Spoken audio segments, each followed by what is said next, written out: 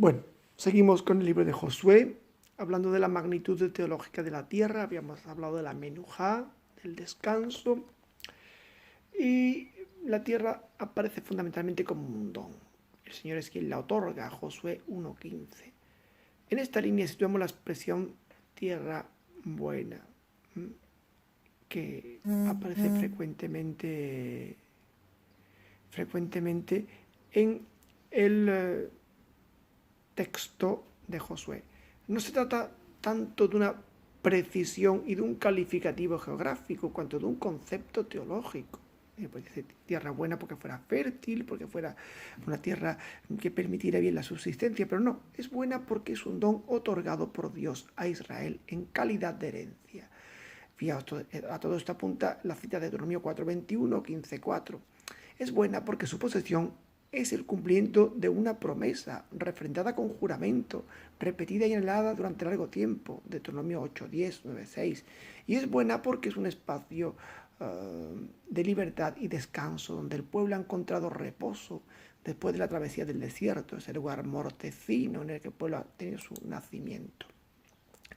Se la define como la tierra que emana leche y miel, porque es la tierra del bienestar en la que Israel puede realizarse como pueblo elegido y cumplir la misión que le ha sido confiada.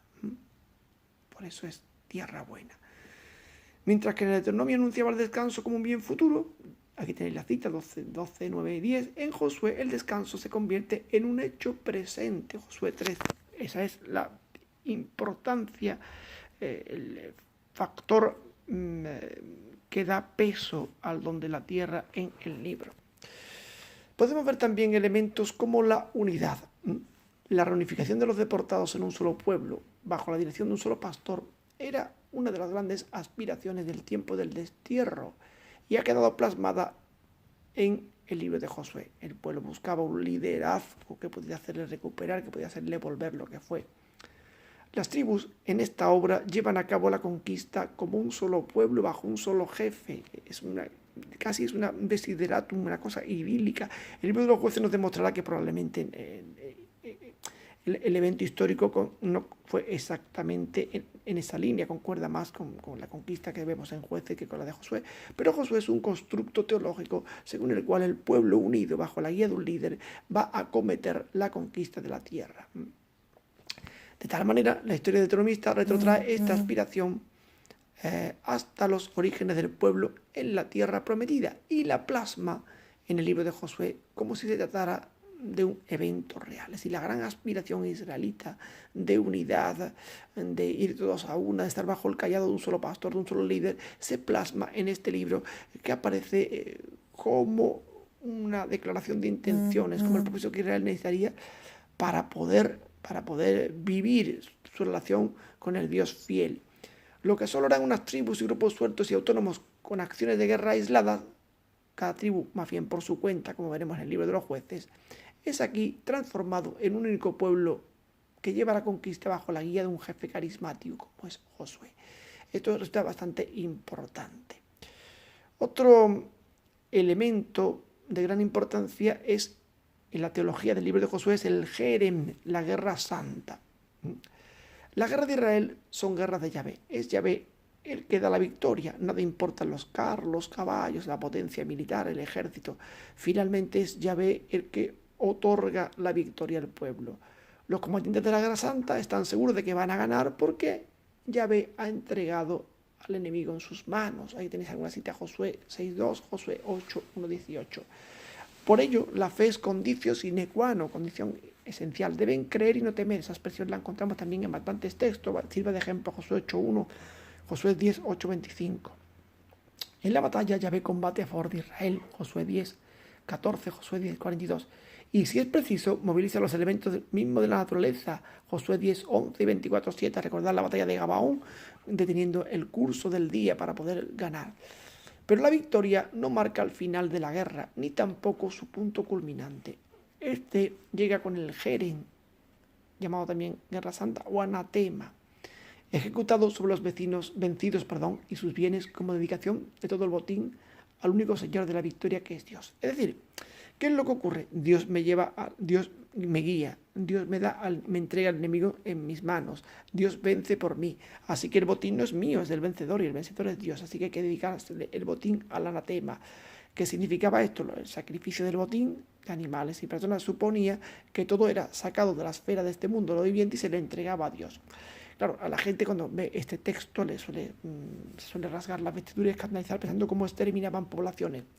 En realidad, el Jerem está tomado de los modelos de guerra y conquista asiria que propiamente Israel probablemente nunca llevó a la práctica tal cual, ni los asirios tampoco. Los asirios tenían un sistema según el cual ellos practicaban el Jerem, iban a hacer una conquista, y practicaban el famoso Jerem en una ciudad concreta. En la primera o segunda conquista mataban a todo bicho viviente, y entonces las demás, por miedo, se rendían rápidamente y se ahorraban X vidas en las conquistas. Dirían, bueno, qué cosa más bruta y más cruenta, sí, pero ellos lo tenían en el fondo como una estrategia para ahorrar vidas, fundamentalmente de las suyas, pero en el fondo también se ahorraban de las de los vencidos. Es decir, que dentro de lo malo y de las formas bárbaras que existían en el mundo antiguo, suponía un cierto progreso. Además, en la teología israelita que relee el Jerem, no es la destrucción por la destrucción, sino la consagración a Dios del botín, porque Él es el vencedor, como gesto de acción de gracias. Incluso se impedía que la guerra pudiera llegar a ser un medio de enriquecimiento. Claro, yo voy a la guerra, yo puedo quedarme con el botín, con los metales preciosos que cojo, puedo quedarme también con todo lo que tenga valor, puedo quedarme con las personas a las cuales puedo revender, de tal manera que la guerra es un medio de lucro. Si el libro de las crónicas, por ejemplo, no lo estudiaremos probablemente, se ve cómo cuando el rey de Judá enrola mercenarios del reino del norte de Israel y al final por consejo del profeta los desenrola, estos se cabrean y hacen racias para beneficiarse cogiendo botín en los propios pueblos de Judá, porque la guerra se consideraba también como un medio de lucro, ¿no? Bien, así que al deber aniquilarlo todo, la campaña militar no va a repercutir en beneficio de la tropa y del pueblo, no va a ser un motivo de rapiña. No aumenta el número de esclavos, no se apoderan del ganado ni de los tesoros. De este modo la guerra no podrá ser la tapadera de un afán de dominio o de las ventajas económicas de una minoría.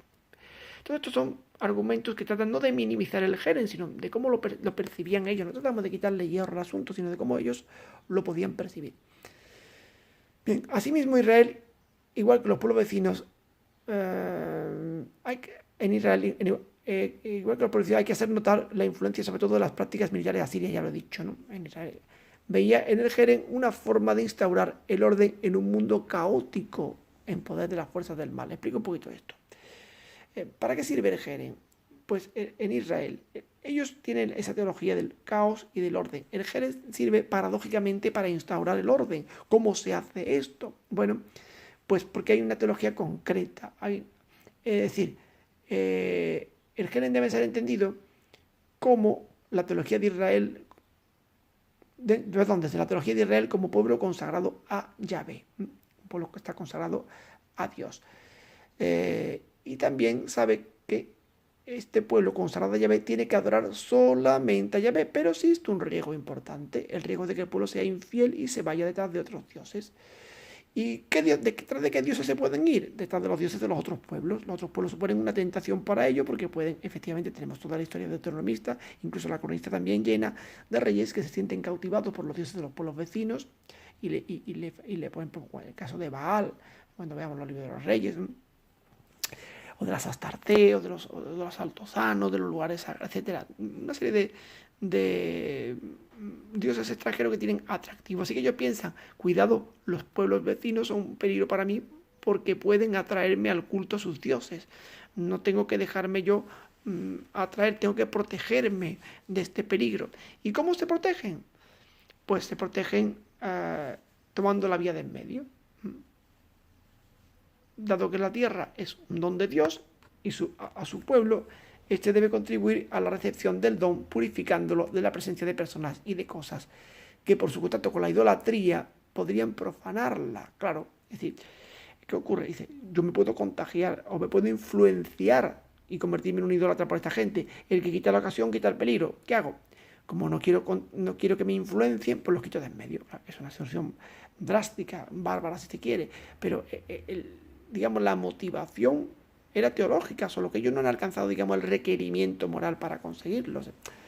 En el ámbito de desarrollo de la moral religiosa de Israel se encuentra en este momento, en el ámbito de la moral religiosa en que Israel se encuentra en este momento, interpreta que la manera de mantenerse fiel es destruyendo completamente la amenaza y consagrando a sus adversarios al exterminio. Salmo 106, 34, 39 dice, ¿qué quieren ellos? ¿Cómo me puedo mantener fiel? Quitando de medio toda la tentación. ¿Cómo? Liquidando a los que no son servidores de Yahvé y son paganos y pueden influenciarme. Nosotros no podemos interpretar esto de otra manera porque disponemos del Evangelio. Estamos en posición ética para corregir esta afirmación de la que ellos carecían. Sabemos que la tentación al mal no se corrige destruyendo a los malos. Es más, hay que asumir la coexistencia del bien y del mal en el mundo. ¿Por qué hay que asumirla? Porque siempre es posible la conversión mientras hay vida. Por lo que la separación de buenos y malos queda para el tiempo escatológico. Nosotros disponemos de la parábola del trigo y la cizaña, ellos no disponían, así que buscan una solución drástica para privarse de este problema. Pero en realidad esta solución drástica también conoce excepciones. El libro de Josué se va a encargarnos de decir que esto no tiene por qué ser aquí te pillo, aquí te mato. La historia de la prostituta Rahab es un hermoso ejemplo. Los espías, Josué envía espías a Jericó para espiar la ciudad y ella, una extranjera, les oculta, y además un interesante diálogo de conocimiento. A su rey le dice que no sabe, que no entiende nada de los espías, pero cuando habla con los espías que ha escondido en la casa, les cuenta, sé que Dios ha entregado a la tierra, sé que, y sabe de pe a pa el plan de la historia de la salvación. ¿Qué pretende Rahab? Rahab pretende arrancar un juramento a los dos espías de respetarle a ella y a su familia la vida si los ayuda a escapar. Y diré, bueno, un juramento, ¿vale? Do ut des. Pero claro, el juramento tiene un problema muy gordo, que ellos no podrían prestar ese juramento porque así faltarían al Jerem. Tendrían que aniquilar a todos los enemigos. Si le prestan el juramento a Rahab, estarán incumpliendo un precepto religioso. Sin embargo, se lo prestan y ese juramento finalmente es respetado. Rahab usa una simbología concreta. Ellos le piden a Rahab una simbología concreta, que permanezcan en su casa, toda su familia, y cuelguen una cinta roja de la casa que pega a la muralla. Es un signo similar a la Pascua, todos en la casa, con una señal similar a la sangre, para que el exterminio a ellos no les toque. ¿Y por qué hacen ellos? Porque Rahab ha tenido compasión con ellos, ha tenido misericordia con ellos, los ha acogido, ellos tienen que pagarle con la misma moneda. Es decir, el Jerem conoce una excepción, aquel que reconoce el don de Yahvé, que se da cuenta de que Yahvé ha asumido la historia como Rahab, de que conoce su proyecto profético y de que auxilia y presta misericordia a los servidores de Yahvé. Eso la convierte en una israelita de facto que está yendo su propia Pascua con la cinta roja colgada en la ventana. Por tanto, sabemos que el Jerem puede tener excepciones y en este caso la tiene. Otra excepción, pues la tenemos en el tema de los gabaonitas que engañan a los israelitas, saben que van a venir, que los van a conquistar y se disfrazan como si vinieran de muy lejos para no hacerse pasar por habitantes de la tierra, sino por habitantes de otro lado. Así que le hacen eso y consiguen arrancar una alianza de Israel con ellos. ¿Qué pasa? Que Israel se ha comprometido con juramento y finalmente tiene que respetarlo. Respeta el juramento y tenemos una segunda excepción al Jerem. El Jerem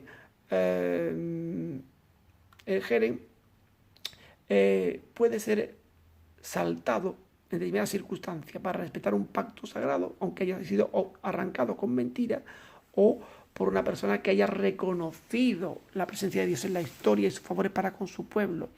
Así que esto es lo que sirve para ver que el Jerem tampoco es una cosa realmente inmutable. Tenemos aquí pues el relato de la prostituta Rahab, que es, como digo, es hermoso y es interesante. Y después pues también tenemos aquellos que se hacen, que, como digo, acabo de explicar, o sea, vienen de lejos y se hacen pasar pues por no habitantes de la tierra para conseguir la benevolencia de los israelitas y les engañan de esa manera. Bueno, pues ahí tenemos lo básico que habría que explicar en este esquema de hasta aquí de jueces, porque, perdón, de reyes, porque lo próximo que nos queda de guión ya os lo explicaría yo en el próximo día. Creo que hasta aquí tendremos suficiente para que podáis ver básicamente los elementos teológicos que yo os he explicado. Y bueno, pues si tenéis alguna pregunta que hacerme, pues podéis planteármela por los medios normales, por los medios habituales que lo soléis hacer. Ya sabéis, me lo comentáis y ya está. Hasta la próxima ocasión.